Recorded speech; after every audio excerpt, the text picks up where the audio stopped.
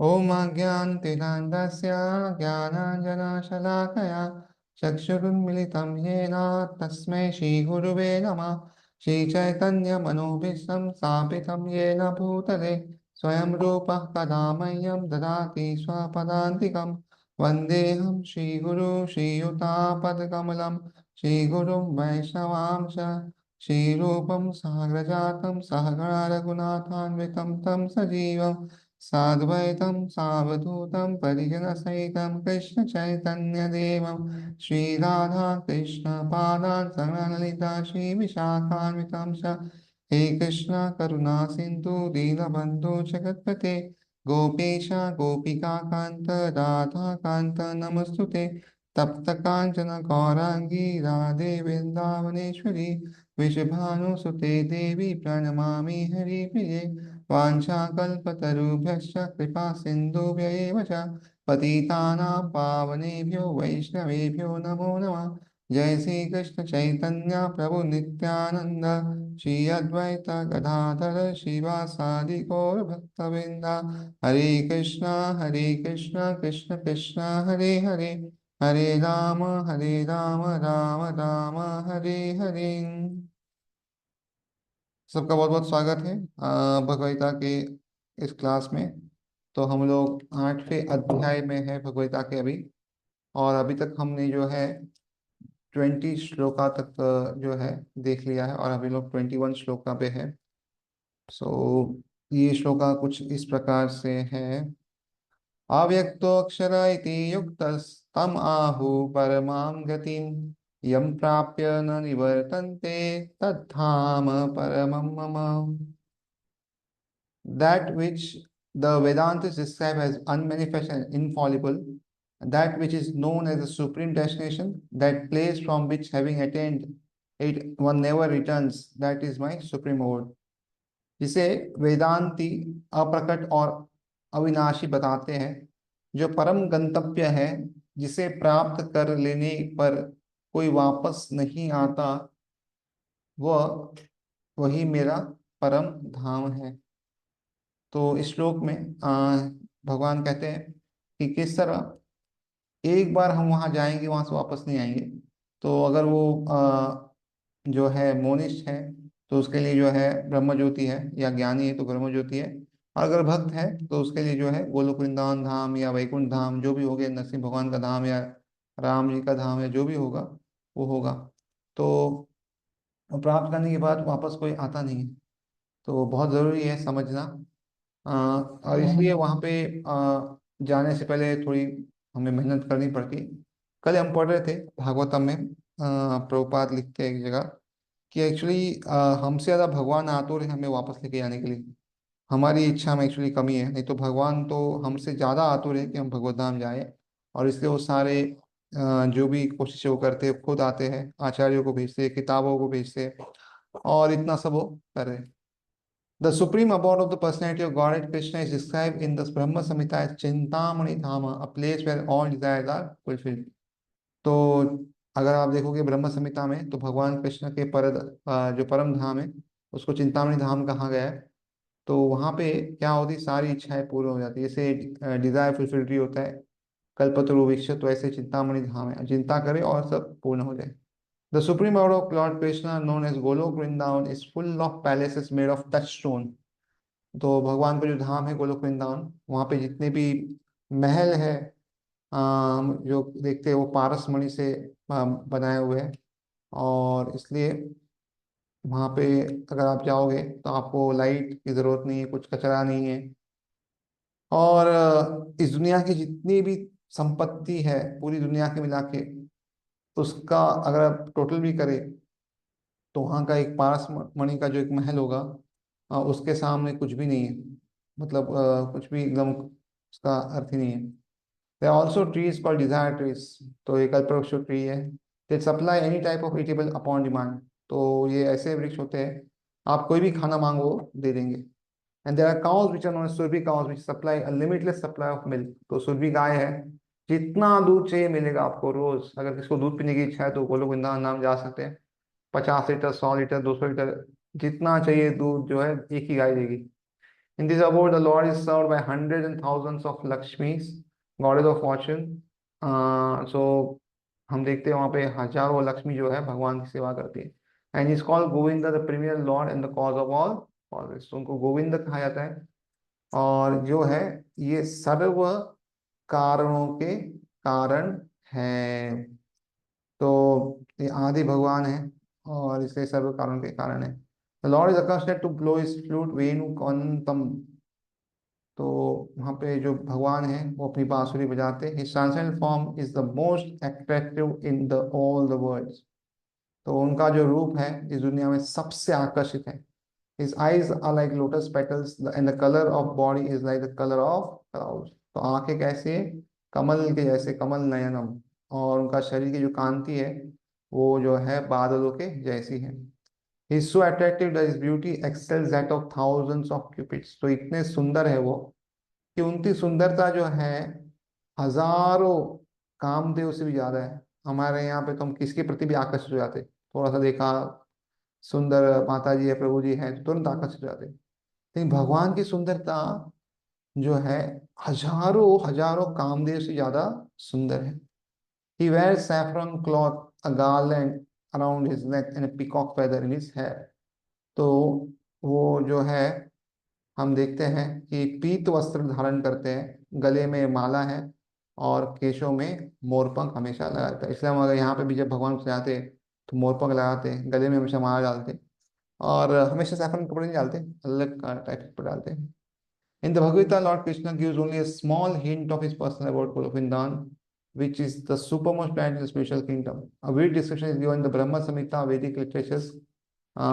So actually अगर आप देखो भगवद गीता में तो बहुत ही छोटा सी झलक दी गई है. भागवत में कुछ झलक है और ब्रह्म संहिता में कुछ है, लेकिन ब्रह्म संहिता अभी पूरा अवेलेबल ही नहीं है, एक ही चैप्टर अवेलेबल है. Vedic literature Kathopanishad 1.3.11 state that there is nothing superior to the abode of Supreme Godhead and that abode is the ultimate destination. तो वैदिक ग्रंथों में कहा गया कथोपनिषद कि इससे अच्छा, इससे जो ऊपर और कोई जगह नहीं है भगवत धाम के ऊपर, और ये सबका जो है अंतिम गंतव्य है. पुरुषान न परम किंचित सा कास्था परमा गति. When one attends to it, he never returns to the material world. तो एक बार वहां जाने के बाद वापस भौतिक जगत में नहीं आते. Krishna supreme lord and Krishna himself are non different being of the same quality. तो कृष्ण का धाम और कृष्ण दोनों में कोई अंतर नहीं है क्योंकि दोनों ही समान गुणों वाली है. On this earth, Vrindavan, 90 miles southeast of Delhi, is a replica of that supreme Golok Vrindavan located in the spiritual sky. तो अभी जो वृंदावन यहाँ पे वो एक्चुअल वृंदावन की एक प्रतिकृति है. When Krishna descended on this earth, he spotted on that particular tract of land known as Vrindavan, comprising about 84 square miles in the district of Mathura, India. जब भगवान इस पृथ्वी पे आए तब उन्होंने इस जगह पे अलग लीलाएं की और जो मथुरा और इसमें आता है. और इसके बाद अगला श्लोका जो है 22 हम चर्चा करेंगे. पुरुष स पर पार्थ भक्त्या लभ्य स्व अनन्यया यस्यांतस्थानि भूतानि येन सर्वम इदं ततम्. The Supreme Personality of Godhead, who is greater than all, is attainable by unlimited devotion. All through His presence is abode, He is all-pervading, and everything is situated within Him. तो भगवान जो सबसे महान है, अनन्य भक्ति द्वारा ही प्राप्त किए जा सकते हैं. और यद्यपि वे अपने धाम में विराजमान है तो भी वह सर्वव्यापी है और उनमें सब कुछ स्थित है. तो सर्वव्यापी कैसे? उनकी शक्तियों के द्वारा वो सर्वव्यापी है और साथ में ही परमात्मा के रूप में वो हर कोई जीव के अंदर वास करते हैं.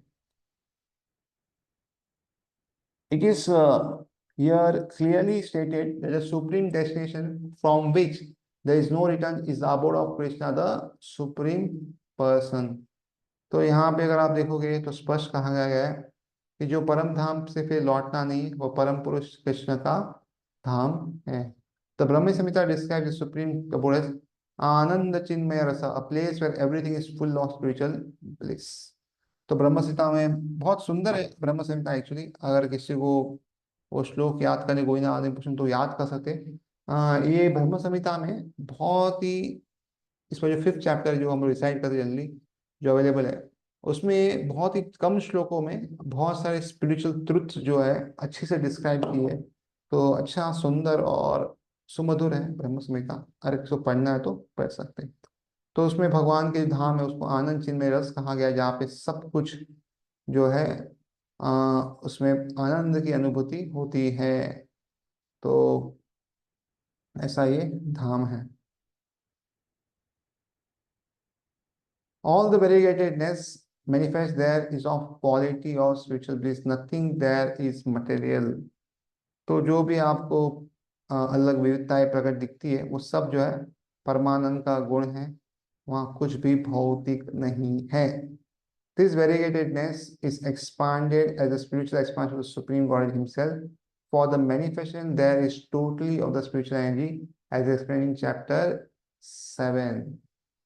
तो ये विविधता जो है भगवान का विस्तार के साथ जो विस्तृत होती है, तो ये सारी जो है भगवान की प्रयाशक्ति के कारण है, जो 7वें अध्याय में बताया गया है। As far as the material world is concerned, although the Lord is always in his pure supreme abode, he is nonetheless all pervading by his material energy. तो भौतिक जगत के बारे में जहाँ तक बताना है, तो वो तो अपने धाम में रहते हैं, लेकिन यहाँ पे भी वो अपनी भौतिक शक्तियों के द्वारा जो है वो रहते हैं। So by spiritual and material energies is present everywhere. तो इस तरह भौतिक और आध्यात्मिक शक्ति के द्वारा वो सब जगह मौजूद है, both in the material and spiritual universe. यस्यांत स्थानी means that everything is situated within him, within either spiritual और मटेरियल एनर्जी। तो दोनों अगर आप देखोगे, सब उनके अंदर मतलब क्या, या तो भौतिक शक्ति के अंदर या आध्यात्मिक शक्ति के अंदर। The lord is all pervading by two energies. तो भगवान सब जगह है उनकी दो शक्तियों के द्वारा। To enter Krishna supreme abode और the enable Vaikuntha planet is possible only by bhakti devotion service, as clearly indicated here by the word भक्त्या।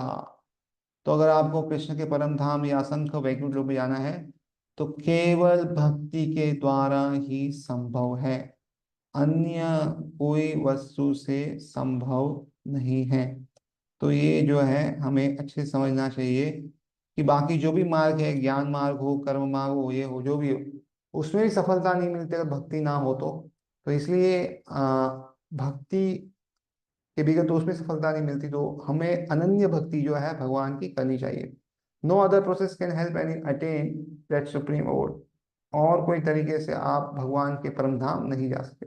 The Vedas Gopal Upanishad also describe the supreme abode as a and the supreme personality God एको वासी सर्वग कृष्णा। तो वेदा भी इसके बारे में बताते हैं, in that abode there is only one supreme personality of God whose name is Krishna. तो उस धाम में एक ही भगवान है, जो उनका नाम कृष्णा है। He is a supreme merciful deity, and although situated there as one, he has expanded himself into millions and millions of planetary expansion. तो वैसे तो दयावान है और वहाँ पे तो अकेले रहते हैं, लेकिन उन्होंने अपना विस्तार किया है लाखों अलग अलग जो है शक्तियों के द्वारा। तो स्वांश होते हैं उनके विभिन्न अंश, फिर प्रकाश रूप, तदेक आत्म रूप, ऐसे अलग अलग भगवान के जो है रूप है, जिससे वो अपने आप को विस्तार करते रहते हैं। तो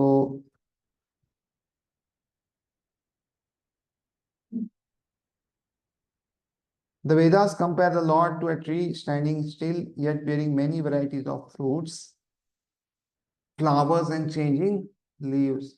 The planetary expansion of the Lord who preside over the Vaikuntha planets are four armed and they are known by the variety of names. तो भगवान जो है वो, ऐसा वेदों में कहा गया है कि वो एक झाड़ के से खड़े, और उसमें से क्या है, हाँ, नाना प्रकार के फूल तथा फल जो है लगे रहते हैं और इसकी पत्तियां निरंतर बदलती रहती है। तो वैकुंठ लोक में अध्यक्षता करने वाले भगवान के जो श्वास, वो जो है 4 हाथ वाले चतुर्भुज होते हैं, और उनका नाम क्या क्या है, पुरुषोत्तमा, त्रिविक्रमा, केशव, माधव, अनिरुद्ध, ऋषिकेश, संकर्षण, प्रद्युम्न, श्रीधर, वासुदेव, दामोदर, जनार्दन, नारायण, वामन, पद्मनाभ।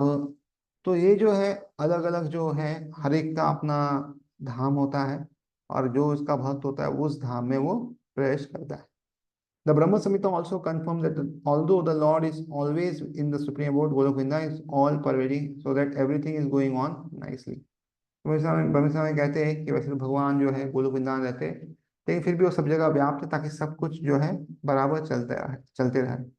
गोलोक एव निवासाति अखिलात्म भूत, stated in the Veda Svetashvara Upanishad 6.8, पराश शक्ति विधेव श्रूयते स्वाभाविक ज्ञान बल क्रिया च।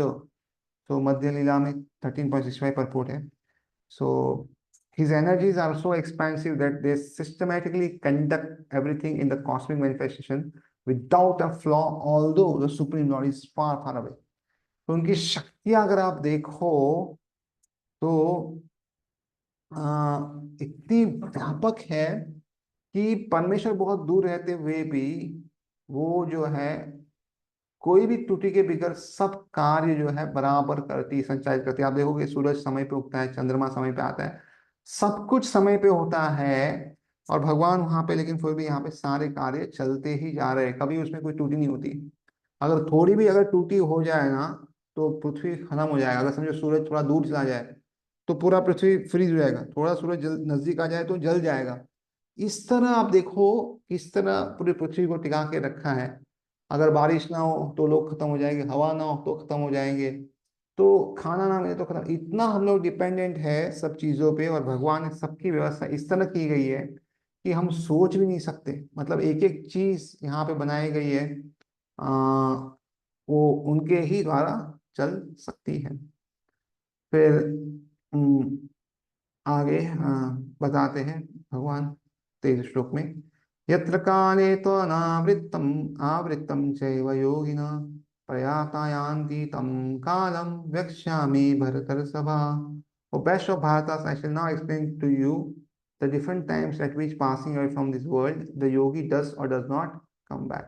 हे भारत श्रेष्ठ, अब मैं उन विभिन्न कालों को बताऊंगा जिसमें इस संसार से प्रयाण करने के बाद योगी पुनः आता है अथवा नहीं आता।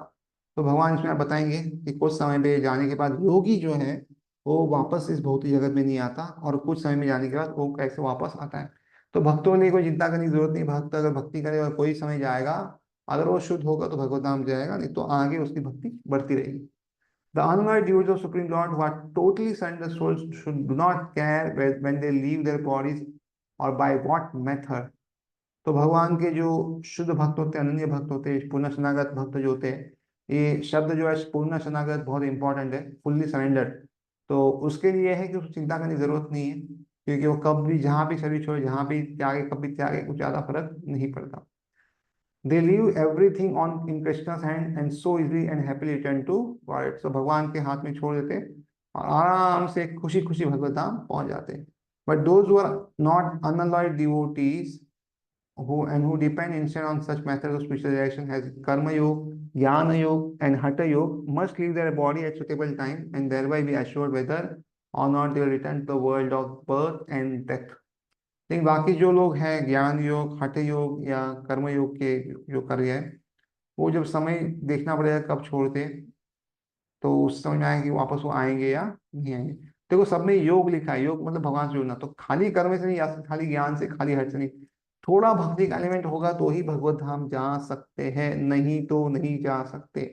तो इसलिए जो ज्ञानी है वो नहीं जाएगा अगर ज्ञान योग नहीं है, उसमें भक्ति का एलिमेंट नहीं है, तो भगवत धाम कभी जाएगा ही नहीं। If the yogi is perfect, he can select the time and situation for leaving this material world. But if he is not so expert, his success depends on his accidentally passing away at a certain suitable time.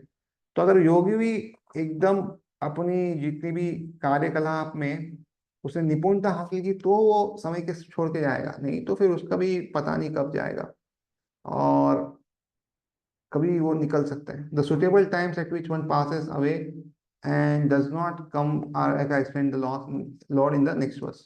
तो कब जाएगा और वापस नहीं आएगा वो अगले श्लोक में बताया गया है। According to Acharya Baldev Vidyabhushan, the Sanskrit word kala here used here refers to the precise deity of time.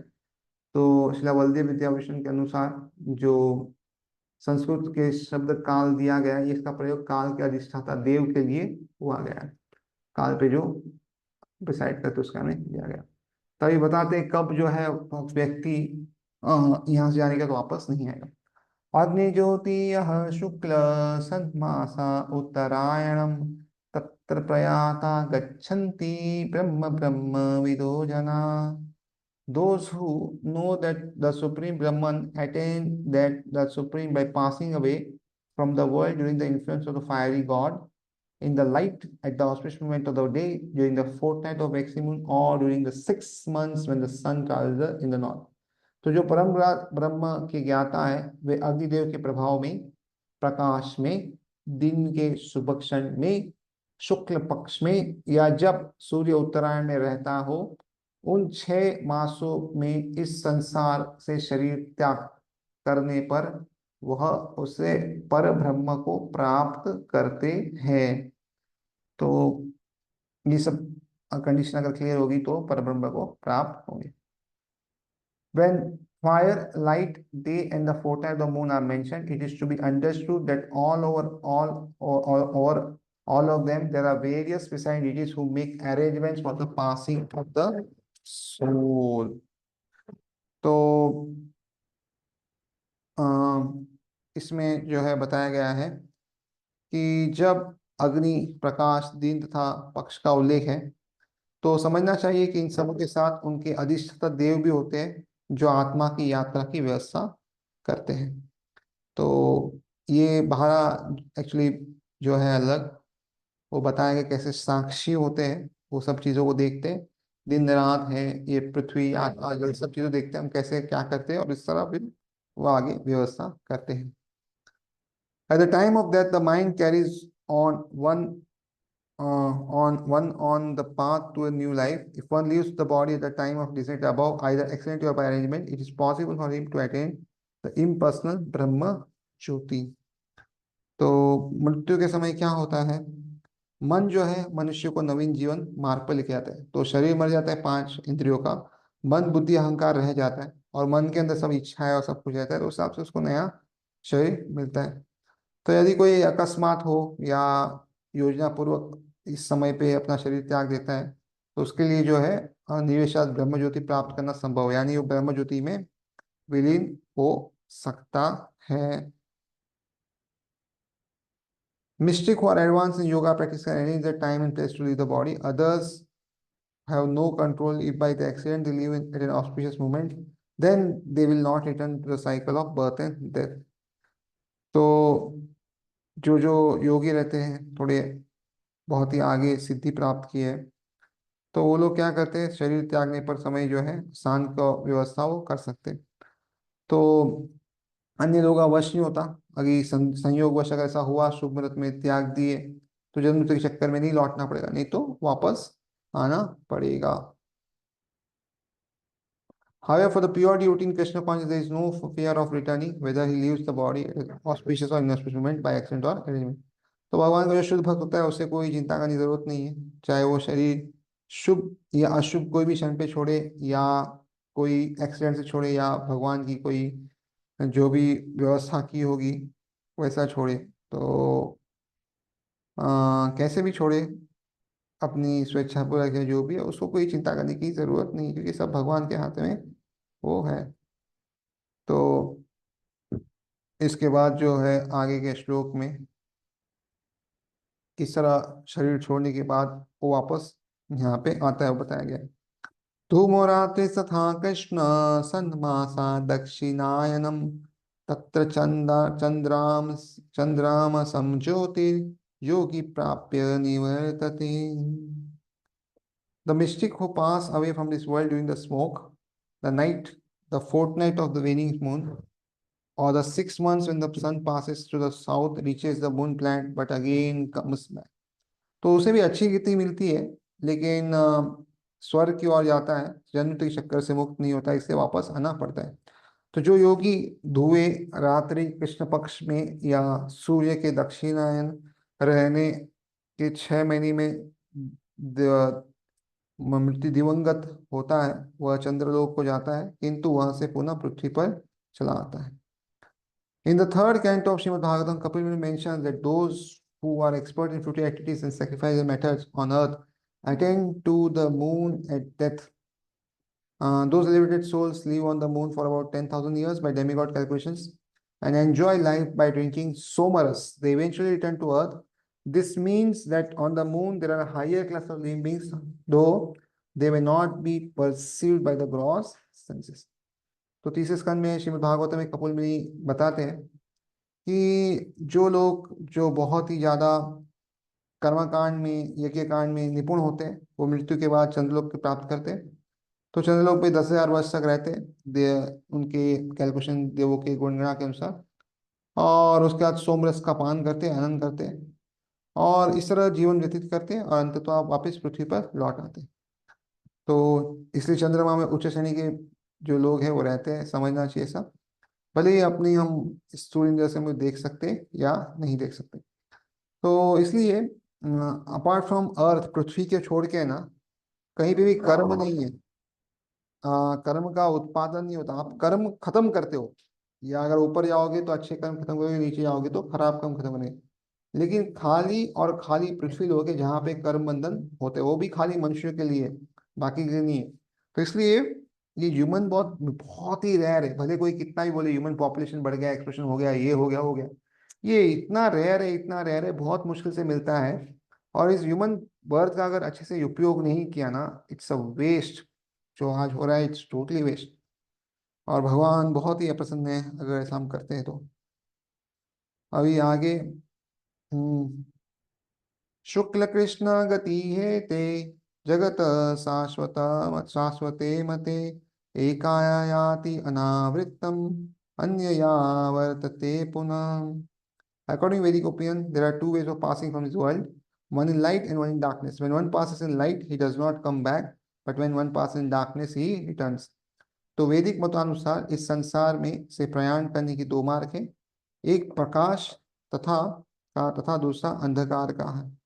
तो जब मनुष्य प्रकाश के मार्ग से जाता है तो वह वापस नहीं आता, किंतु अंधकार के मार्ग से जाने पर कहने वाला पुनः लौट कर आता है।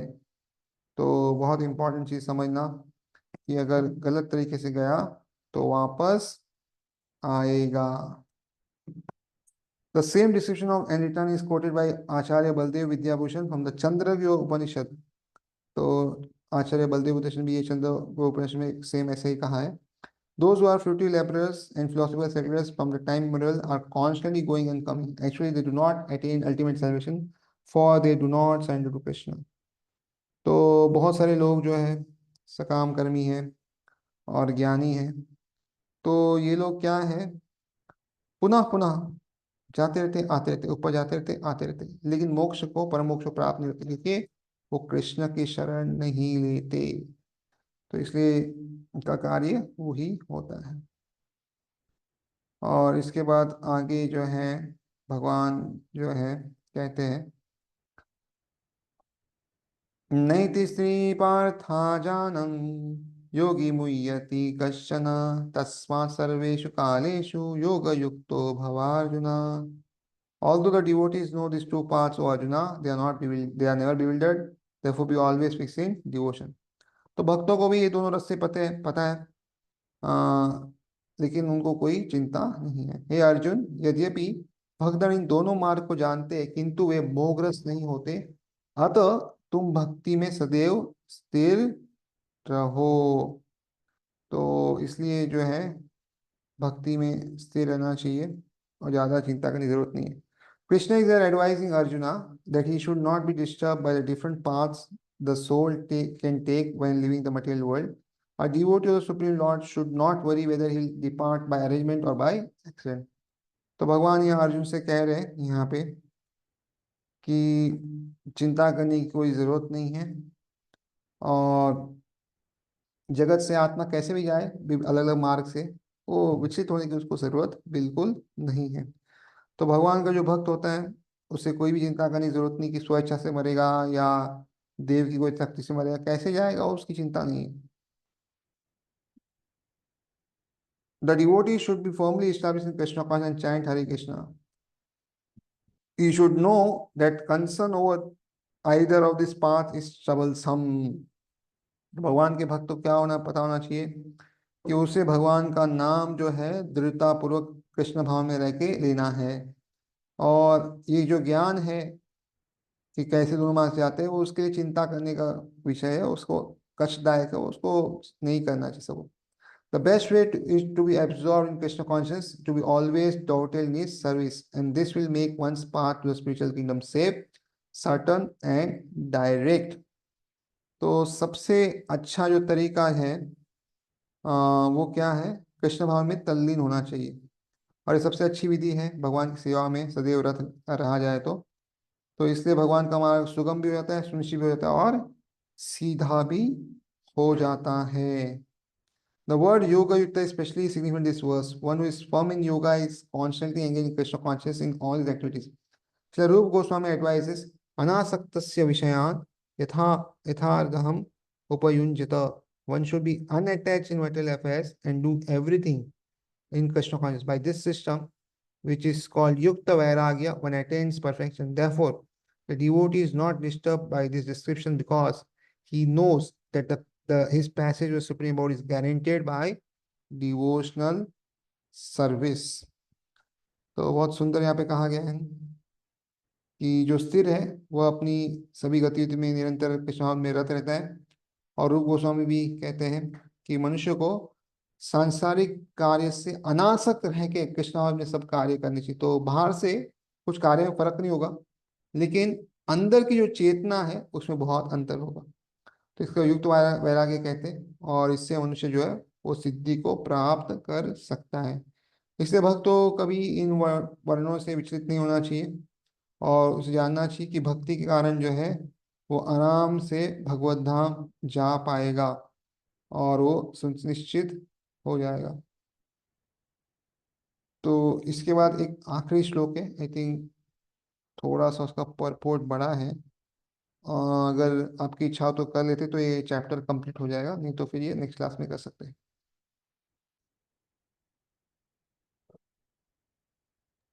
हरे कृष्ण। लो प्रभु जी, हम्म। करते हैं प्रभु जी, continue. Okay.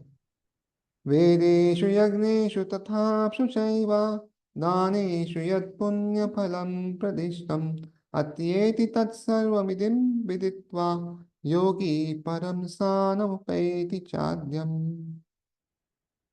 A person who accepts the path of devotional service is not bereft of the result derived from studying the Vedas, performing sacrifices, undergoing austerities, giving charity, or pursuing philosophical and speculative activities. Simply by performing devotional service, he attains all this, and at the end, he reaches the supreme eternal abode. तो जो व्यक्ति भक्ति मार्ग को स्वीकार करता है, बहुत ध्यान से सुनो श्लोक, ये बहुत इंपॉर्टेंट श्लोक है, बहुत सुंदर है और सबका सार है ये मस्त अच्छा। कि जो लोग भक्ति मार्ग को स्वीकार करते हैं वो वेद ध्यान, जो भी वेद ध्यान करते, तपस्या करते, दान करते, दार्शनिक का सकाम कर करने वाले को प्राप्त होता है, वो सारे फल से वंचित नहीं होता। इसका मतलब केवल भक्ति करने से ये अन्य सारे जो लोग हैं जो भी चीज करते हैं वो सबका फल मिल जाता है। कितना आसान और कितना सरल भगवान ने बताया। वो मात्र भक्ति संपन्न करके इस समस्त फलों की प्राप्ति करता है और अन्य में अंत में परम नित्य धाम को प्राप्त होता है। तो देखो, एक तो भक्ति बहुत सरल है और साथ ही साथ अन्य जितने भी प्रोसेस दिए गए हैं वो सबका फल भक्ति कर से मिल जाता है और अंत में गंतव्य बहुत आसान है। जो बाकी ज्ञान योगी होते हैं जो भगवान पे निराकार पे जाना चाहते हैं, अमर हो जाते हैं, एक्चुअली उनको बहुत ट्रबल करना पड़ता है, शरीर को बहुत कष्ट देना पड़ता है, बहुत सारी तपस्या करनी पड़ती है और उसके बाद बहुत जन्मों के बाद वो भगवत धाम जा सकते हैं। तो वो भी उसमें भी गारंटी नहीं है कि जाएंगे, लेकिन भक्तों के लिए देखो भगवान स्वयं कहते हैं कि मैं उनको लेके जाऊंगा। तो इसलिए बहुत जरूरी समझना कि हमें जो है भगवान की भक्ति करनी चाहिए, बाकी सब चिंता नहीं करनी चाहिए। This verse is summation of the 7th and 8th chapters which particularly deal with Krishna consciousness and devotional service। तो ये 7वें 8वें अध्याय का जो है उपसंहार है, तो जिसमें कृष्ण भावनामृत तथा भक्तों की विशेष वर्णन दिया गया है। One has to study the Vedas under the guidance of spiritual master and undergo many austerities and penances while living under his care। तो एक व्यक्ति को जो है उनको वेदों का अभ्यास करना चाहिए, एक प्रामाणिक जो गुरु है उसके अंदर में रह के, गुरु के निर्देशन में, और इस तरह उनके आश्रम में रह के तपस्या करते रहना चाहिए उसे। Brahmachari has to live in the home of a spiritual master just like a servant, and he must beg alms from door to door and bring them to the spiritual master. तो ब्रह्मचारी को किस तरह रहना चाहिए अपने गुरु के यहाँ पे? एक सेवक के भांति। और उसे क्या करना चाहिए? भिक्षा मांगनी चाहिए अलग घरों में, और बाद में वो सब जो लाके है वो अपने गुरु को देना चाहिए। He takes food only under the master order, and if the master neglects to call the student for the food that day, the student fasts. These are some of the Vedic principles for observing brahmacharya. तो अगर गुरु का उपदेश हो तो ही वो भोजन करता है। अगर गलती से गुरु भूल जाए तो वो शिष्य उपवास करता है। तो ब्रह्मचर्य पालन करने के ये कुछ वैदिक नियम है। आज के जमाने में चिंता ना करें, इतना कुछ नहीं है। अभी गुरु भी कहीं यूएस में रहते हैं, यहाँ रहते वो रहते हैं, तो मिलते भी नहीं है। हजारों शिष्य है, किसने को बोलेंगे। तो अभी उन्होंने बहुत सिंपल प्रोसीजर बनाया है। अगर किचन में बनेगा तो खा लो, नहीं बनेगा तो उपवास। और किचन में तो बनना ही है, तो कोई चिंता करने की जरूरत नहीं है। लेकिन एक्चुअली जो गुरुकुल था और जो ये था वो थोड़ा स्ट्रिक्ट था। आज के समय में संभव ही नहीं है। पहले तो ब्रह्मचारी मिलना मुश्किल है, बचपन से ब्रह्मचर्य का पालन करने वाले लोग मिलना मुश्किल है, तो इसलिए इतना आसान नहीं है। Of the student studies the Vedas under the master for some time, at least from age 5 to 25। देखो सम टाइम मतलब 20 साल गुरु के अंदर सेवा करनी पड़ती है। He may become a man of perfect character। तो इस तरह अगर वो कार्य करता है तो चरित्र निर्माण होता है उसका। तो इसलिए उसे इतना समय रहना चाहिए। Study of Vedas is not meant for the recreation of armchair speculators, but for the formation of character. After training, brahmachari is allowed to enter a household life and marry। तो वेदों का जो अध्ययन है वो मनोरंजन के लिए नहीं है, किंतु क्या है, चरित्र निर्माण के लिए। और इसके बाद प्रश्न के बाद या तो ब्रह्मचारी ब्रह्मचारी रह सकते हैं, या तो गृहस्थ जीवन में प्रवेश कर सकता है शादी करके। When he is a householder, he has to perform many sacrifices so that he may achieve further enlightenment। तो गृहस्थ में रह के भी बहुत सारे यज्ञ जो है उसे करने पड़ते हैं, ताकि वो अपने आगे जीवन में उन्नति कर सके। He must also give charity according to country, time and candidate, distributing among charity in goodness, passion and ignorance as designed Bhagavad Gita। तो उसे दान भी करना चाहिए समय के हिसाब से, देश के हिसाब से, काल के हिसाब से। और किसको दान करना है वो भी उसे ध्यान से करना चाहिए। सत्वगुण रजोगुण तमोगुण क्या है वो सब समझना चाहिए भगवत्ता से, उससे दान कीजिए। अगर तमोगुण रजोगुण में दान किया तो उसका भी फल अच्छा नहीं मिलता, उल्टा खराब मिलता है। इस तरह आज बहुत सारे हम देखते हैं बाहर बच्चे लोग रहते हैं और एकदम मासूम चेहरे दिखते हैं और लोग उनको दान देते हैं। अभी सबको पता होना चाहिए बच्चे तो उनके पास वैसे ही पैसे रहने वाले नहीं है, तो लोग उसके चेहरे का फायदा उठा के बहुत सारे लोग गलत चीज करते हैं। तो इससे ऐसा दान नहीं देना चाहिए। Then after retiring from the household life, upon accepting the order of वानप्रस्थ, he undergoes severe penances। तो इसके बाद जब गृहस्थ छोड़ देते जीवन और फिर वानप्रस्थ का जीवन अपनाते हैं, यानी 50 साल के बाद, तो 1 से 25 साल जो है पढ़ाई करते, 25 से 50 जो है गृहस्थ जीवन में होते हैं, 50 के बाद वानप्रस्थ। तो ये जनरल है, स्पेसिफिक नहीं है, किसी का ऊपर नीचे थोड़ा बहुत हो सकता है। तो उस तरह वो जंगल में रहते हैं। और dressing with the tree bark not shaving सकता, तो वो झाड़ की जो छाल है उसी को अपने कपड़े बनाते और शेविंग वगैरह कुछ करते नहीं।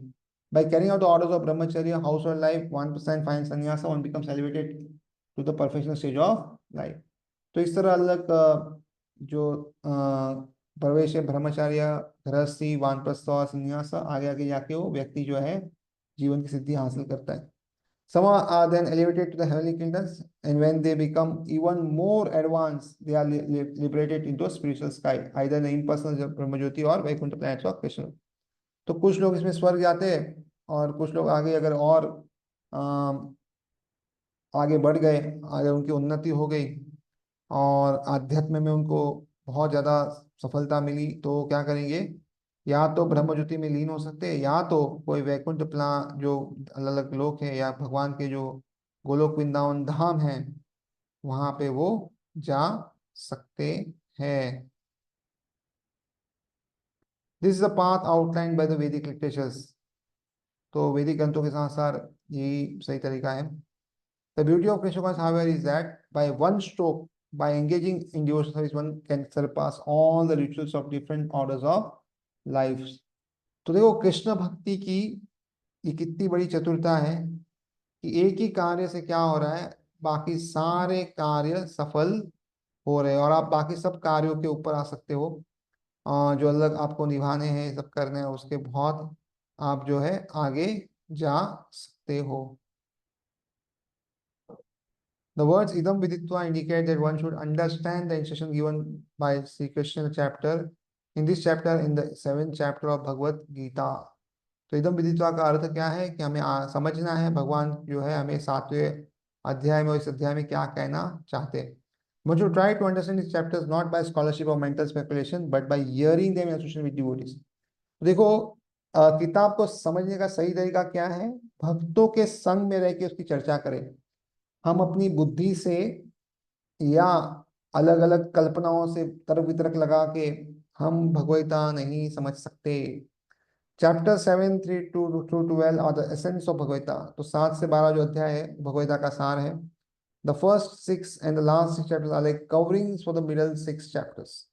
तो आखिरी के 6 और पहले के 6 चैप्टर्स क्या है, एक्चुअली सैंडविच जैसा है, बीच में मसाला रहता है, ऊपर एक ब्रेड है नीचे एक ब्रेड है, तो वैसे ही ये 18 अध्याय जो है वो बनाया गया है। Especially brought by Lord. If one is fortunate enough to understand Bhagavad Gita, especially these middle 6 chapters in the association of devotees, then his life at once becomes glorified beyond all penances, sacrifices, charities, speculations, etc. For one can achieve all the results of all these activities simply by Krishna consciousness। तो बहुत जरूरी है कि अगर कोई 6 अध्याय को समझ सकता है अच्छे से भक्तों की संगत में, तो उसके जीवन के समस्त तपस्याओं, दानों, यज्ञों, चिंताओं के पार करके उसका जो है जीवन महिमामंडित हो जाएगा और वो जो है कृष्ण भक्त द्वारा जो है वो सारे अलग अलग कर्म का भी फल प्राप्त कर पाएगा। One who has little faith in Bhagavad Gita should learn Bhagavad Gita from a devotee, because in the beginning of the 4th chapter it is stated clearly that Bhagavad Gita can be understood only by devotees. No one else can perfectly understand the purpose of Bhagavad Gita। तो इसलिए किसी को थोड़ी भी श्रद्धा होती है भगवद गीता में, तो उसे क्या है भगवद गीता भक्त के संग में, भक्त के विषय में समझना चाहिए। क्योंकि ये भगवद गीता जो है 4 अध्याय में शुरुआत में कहा गया है कि भगवद गीता केवल भक्ति समझ सकते, और कोई व्यक्ति भगवता चाहे तो भी नहीं समझ सकता। और इसलिए भक्ति जप करना, भागवतम पढ़ना, भक्तों की सेवा करना ये बहुत जरूरी है अगर हमें भगवता पढ़नी है।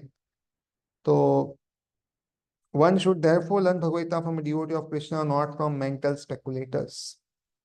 This is a sign of faith। तो श्रद्धा का अर्थ क्या है कि हमें भगवता जो है किसी भक्त के पास पढ़नी चाहिए, अन्य कोई व्यक्ति से नहीं पढ़नी चाहिए, नहीं सुनना चाहिए, नहीं तो क्या है उससे समझ में नहीं आएगा। और खासकर जो मनोधर्मी लोग होते हैं उसे तो नहीं समझना चाहिए। This is sign of faith. When one searches for a devotee and fortunately gets a devotee association, one actually begins to study and understand Bhagavad Gita। तो जब तक कोई भक्त की सब खोज नहीं करता और भक्त का संग नहीं मिलता, तब तक भगवता की शुरुआत नहीं होती, और जैसे सब मिल गया तुरंत भगवत का समझ में आना चालू हो जाएगी। By advancement the association of devotee one is placed in devotional service, and this service dispels all one misgiving about Krishna or God and Krishna activities, forms, pastime, names, and other, which is after these misgivings have been perfectly cleared away, one becomes fixed in one study. Then one reaches the study of Bhagavad Gita and attains the state of feeling always Krishna conscious. In the advanced stage, one falls completely in love with Krishna. This highest perfectional stage of life enables the devotee to be transferred to Krishna abode in the spiritual side, Golok Vrindavan, where the devotee becomes eternally happy। तो इस तरह हम देखते हैं कि भक्तों की संगति में अगर आए और भक्ति कारण जो है हम कृष्ण को, ईश्वर तथा कृष्ण कार्य पर उनका रूप, लीलाओं आदि से संबंधित जो भ्रम दूर हो जाते हैं। और ये जो भ्रम अगर दूर हो गया तो फिर हमें अपना अध्ययन में स्थिर हो जाते हैं। और फिर उसे क्या अध्ययन में रस मिलता है। अभी क्या हम लोग को जबरदस्ती पढ़ाई करना पड़ता है, रस नहीं आता, लेकिन उस समय क्या अध्ययन में बहुत रस आता है और इस तरह कृष्ण भावनिक होने की अनुभूति उसे होती है। तो आगे बढ़ने पर वो कृष्ण के प्रेम की पूर्णतया जो है वो महसूस करता है और जीवन की सर्वश्रेष्ठ सिद्धि जो उसको अवस्था प्राप्त होती है। और इस तरह जो भक्त है वो गोलक वृंदावन जाता है और नित्य हमेशा के लिए सुख पाता है। तो इस तरह ये 8वां अध्याय जो है खत्म हो गया, भक्तिनाथ प्रपोट जो है खत्म हो गया। सबके बहुत बहुत धन्यवाद। हरे कृष्णा।